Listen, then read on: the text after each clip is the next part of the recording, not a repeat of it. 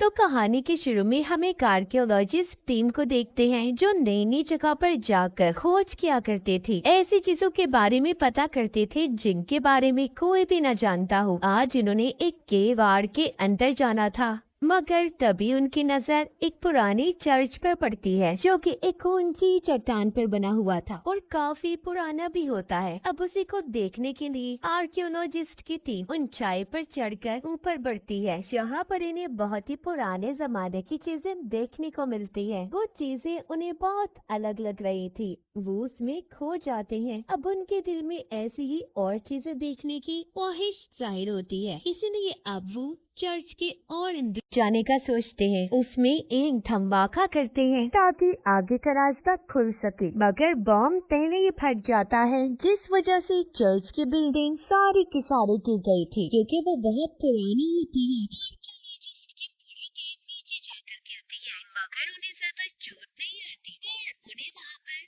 कोई अजीब सी आवाज सुनाई देती है। वो आवाज किसकी थी कोई भी नहीं जानता। अगले सीन में हमें आर्कियोलॉजिस्ट की एक और टीम दिखाई जाती है जो उसी केव में जाने की तैयारी कर रही थी जहाँ पर पहली टीम गई थी, जो कुछ हमने कहानी के शुरू में देखा। ये वक्त हमें अब 4 साल आगे का दिखाया गया है, लेकिन कोई भी इस बात के बारे में नहीं जानता था कि पिछली वाली टीम कहाँ पर गई, कहाँ पर गायब हुई, इसी को कुछ पता नहीं था। अब इस टीम को उस गाड़ के गहराइयों में जाना था जहाँ पर बहुत पानी होता है, इसलिए टीम का हेड एक बहुत ही बेहतरीन स्कूबा डाइवर की टीम से बात करता है जो तैरने में माहिर थे। वो बताता है कि इस केव के बारे में बस यही सुना है, जो भी गया वापस नहीं आया। ये बात सुनकर वो टीम घबरा जाती है, मगर इस काम के लिए उन्हें बहुत अच्छे पैसे मिलने थे।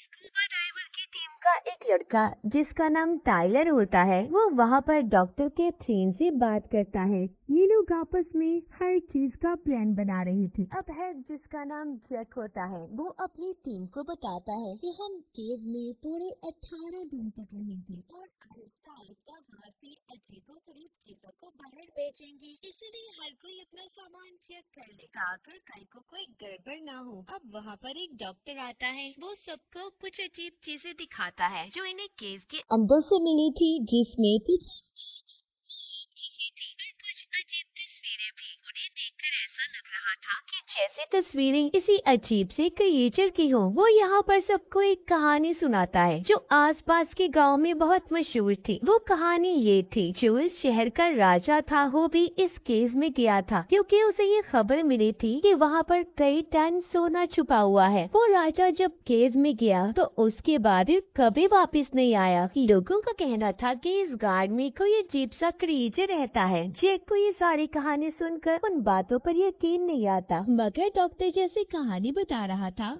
उसकी बातों से तो यही लग रहा था कि इनमें कुछ तो सच्चाई जरूर है, इसीलिए इन्हें संभल कर रहना है। अब अगले दिन सारी टीम एक एक करके केव गार्ड में नीचे उतरती है। हम केव का नजारा देखते हैं जो बहुत बड़ी थी और खौफनाक किस्म की। उस केव में नुकीली चट्टानें थी और बीच में पानी जिसमें गहराई बहुत ज्यादा थी। यहाँ पर पहुंचकर जैक सबसे पहले अपनी टीम में से एक साथी को नीचे पानी में भेजता है। जब वो तैरकर नीचे जाता है तो पहले तो उसे पानी में कोई चीज नहीं मिलती, लेकिन थोड़ा सा आगे जाने पर उसे सूखी जगह नजर आती है। वो वहाँ पर रुककर अब अपनी टीम से बात करता है। जैक की टीम अपने साथी को मॉनिटर स्क्रीन पर देख रही थी, तभी उनके साथी के पास किसी अजीब सी किस्म का जानवर आता है जिसके साथ वो खेलने लगा था, क्योंकि वो काफी नरम था। ये सब कुछ जैक की टीम के लोग भी देख रहे थे, इसीलिए अब वो अपने साथी को पानी की गहराई में थोड़ा और अंदर जाने का कहते हैं। जब जैक का साथी पानी की गहराइयों में थोड़ा और अंदर जाता है तो उसे कुछ हलचल महसूस होती है। इस बारे में वो अपनी टीम को भी बताता है, पर अचानक से जैक का साथी डर गया था, उसकी लाइन भी कट जाती है। जैक की टीम अब अपने साथी को नहीं देख पा रही थी। सभी टीम मेंबर्स डर गए थे और सोचते हैं कि आखिर अचानक से हुआ क्या। इसीलिए अब सब कहते हैं कि हमें एक साथ पानी की गहराई में नीचे जाना चाहिए, मगर जैक कहता है नहीं, अभी नहीं। अब वो अपने दूसरे साथी को जाने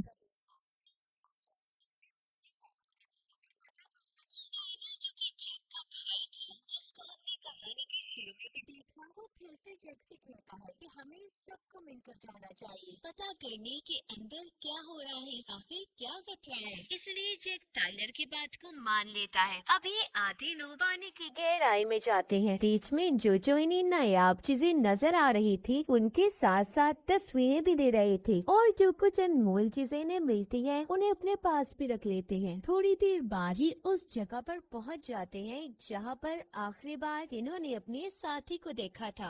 वहां पर उन्हें अपने साथी का सामान तो मिलता है, पर वो गायब था। सब कुछ देखकर ऐसा लग रहा था कि जैसे वो खुद अपने सामान को छोड़कर अपनी मर्जी से गया हो। वहां पर इन्हें कुछ और पुराना सामान भी मिलता है, जो कि किसी पुराने आर्कियोलॉजिस्ट टीम का था। तभी जैक की टीम के एक साथी को साथ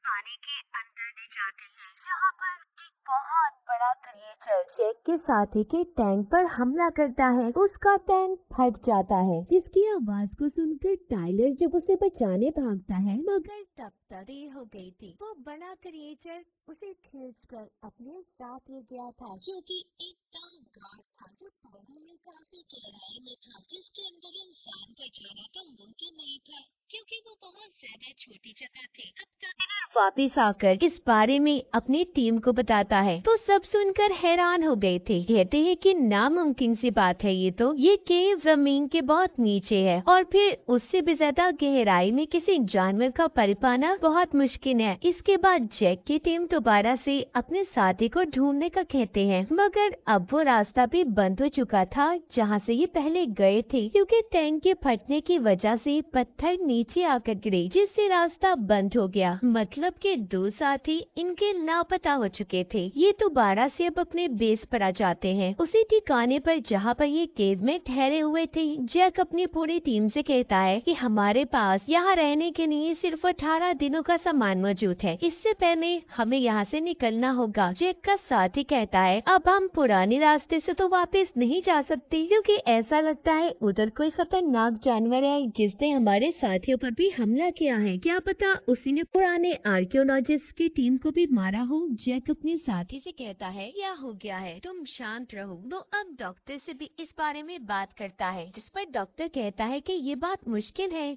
मैंने कभी ना तो इतने बड़े क्रिएचर को देखा और ना उनके बारे में सुना है। अब जैक अपने साथी को देखकर रास्ता ढूंढने निकल जाता है। उधर टाइलर की अपने एक साथी के साथ लड़ाई हो गई थी। वो साथी टाइलर को इसलिए मार रहा था क्योंकि उसका कहना था कि हमारा साथी तुम्हारी वजह से मरा। अगर तुम्हें आवाज आई थी तो जाकर तुम उसे बचा भी सकते थे, पर तुमने जानबूझकर ऐसा कुछ नहीं किया। अब तभी उनकी टीम की एक लड़की आकर उन्हें लड़ाई से रोक लेती है। डॉक्टर उधर उस मरे हुए जानवर के बारे में टेस्ट करता है। वो उसे माइक्रोस्कोप पर देखते हैं। दूसरी तरफ जैक, जो कि रास्ता ढूंढने निकला हुआ था, उस पर भी एक जानवर ने हमला कर दिया था, जिससे जैसे तैसे करके जैक बच जाता है और जल्दी से वापस अपनी टीम के पास आता है। उसकी कमर पर उस जानवर के नाखूनों के निशान थे। उसका एक टेंटिकल जैक के साथ ही आ गया था। टीम के लोग जैक से उसे अलग करते हैं और अब ये मिलकर उस टेंटिकल पर टेस्ट करते हैं। इनकी टीम में जो डॉक्टर कैथरीन थी, वो बताती है ये किसी किस्म का पैरासाइट है,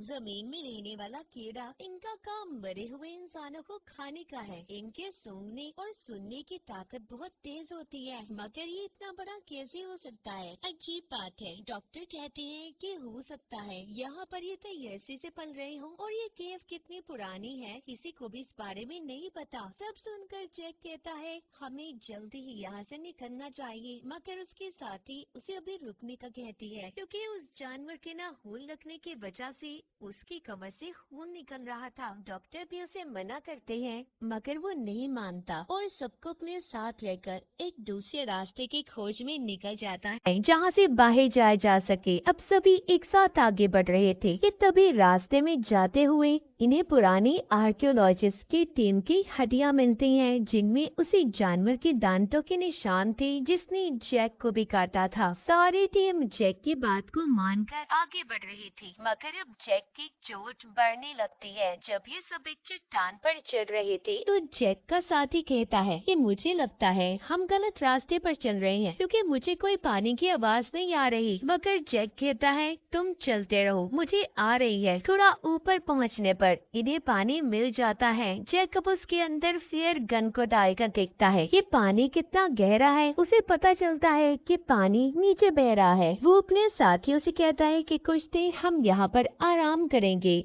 जिसके बाद हम इस पानी में उतरेंगे। तभी यहाँ पर उसके एक साथी से लड़ाई हो जाती है क्योंकि वो इस मुसीबत की घड़ी में भी हर चीज को रिकॉर्ड कर रहा था। एक सीधी आराम करने बैठ जाते हैं। जैक को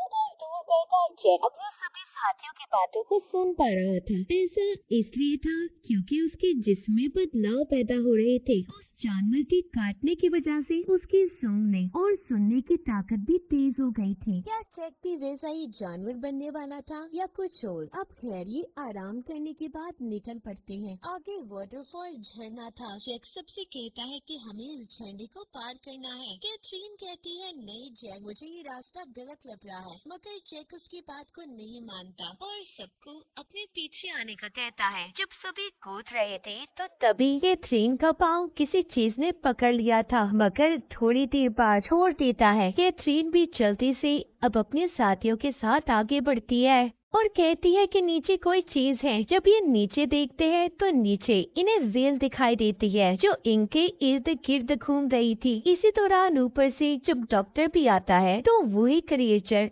जिसने जैक को काटा था वो एकदम से आकर डॉक्टर पर हमला कर देता है। उन्हें अपने साथ रेस में लेके आया था। जैक उसका पीछा करता डॉक्टर को बचाने की कोशिश करता है मगर नहीं बचा पाता। तभी जैक की नजर उस क्रिएचर पर जाती है जिसके जिस्म पर टैटू बना हुआ था। वो उसे देखकर सोचता है कि शायद ये अजीब सा दिखने वाला क्रिएचर पहले कभी इंसान हो, क्योंकि जानवरों के जिस्म पर तो टैटू नहीं होते। अब उसे अपनी भी फिक्र होने लगी थी क्योंकि इसे भी ऐसे ही क्रिएचर ने काटा था। अब जैक वापिस आ जाता है मगर इस बारे में वो किसी को भी कुछ नहीं बताता। डॉक्टर कैथरीन उसे बहुत डांटती है। कहती है मैंने कहा था ना तुम्हें ये रास्ता गलत है। जैक तुम्हारी वजह से हम यहाँ पर फंसे और तुम्हारी वजह से ही डॉक्टर की जान गई है। आगे आकर ये एक जगह पर बैठ जाते हैं जहाँ पर इन्हें पानी का तेज बहाव नजर आता है। तब जब उस रास्ते से जाने लगते हैं तो जैक सबको मना करता है और कहता है कि नहीं, हम चट्टान के ऊपर चढ़ेंगे और फिर वहाँ से दूसरी तरफ जाएंगे। कैथरीन सुनकर टाइलर से कहती है कि जैक अपने होश खो चुका है, वो नहीं जानता कि वो क्या कर रहा है, इसलिए हम में से किसी को टीम को लीड करना होगा। मगर टाइलर उसकी बात को